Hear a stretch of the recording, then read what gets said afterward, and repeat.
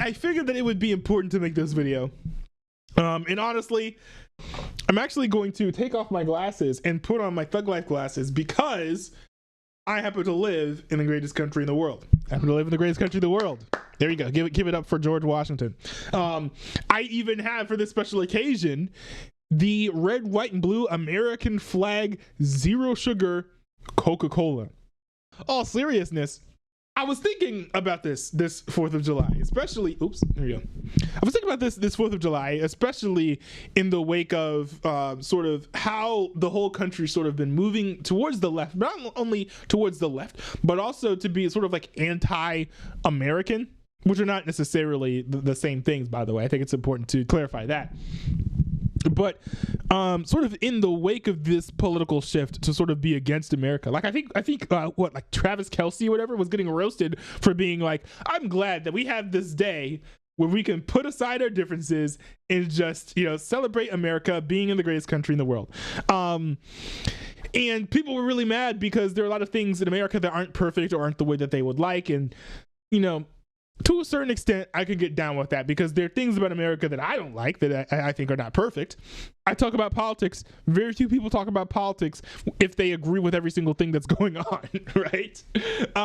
But I did want to very briefly talk about what it is about America that I like and why I think that America is the greatest country in the world, because I think it's something that a lot of people tend to take for granted on all days that aren't the 4th of July.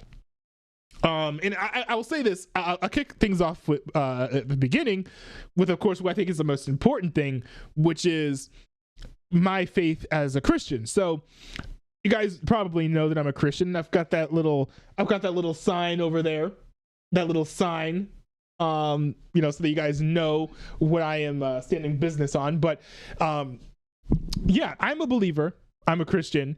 I believe in God. And so to me, when it comes to me engaging in politics, I know this is going to be different for other believers for sure, but the big thing that I want to fight for and the big thing I want to support and the big thing that I value is the ability to have free speech and the ability to say your mind. And the reason why that's really important to me is because that allows Christians and believers to propagate the gospel freely.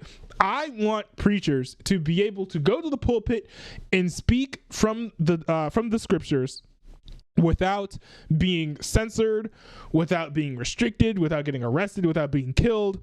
To me, that is what matters the most. And so your country can have all sorts of issues. They can be social, they can be economic, they can be political.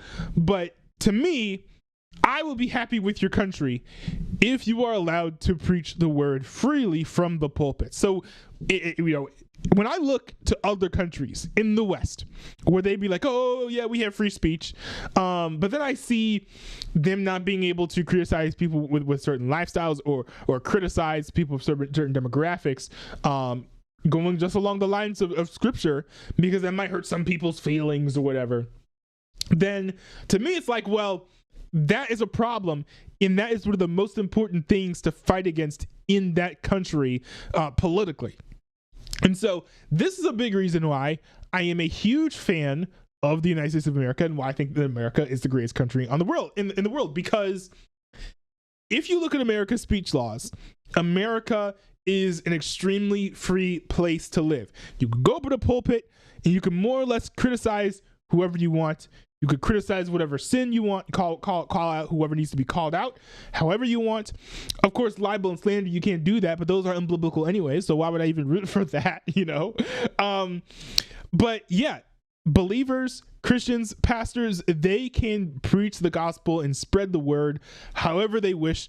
Maybe not however they wish, like they can't be violent, but like they can say whatever they need to say in order to get the message of the gospel across. I think that's extremely important, and I will always be appreciative of the United States for having those political values. So that is like number one. That's value number one of why I love the United States of America.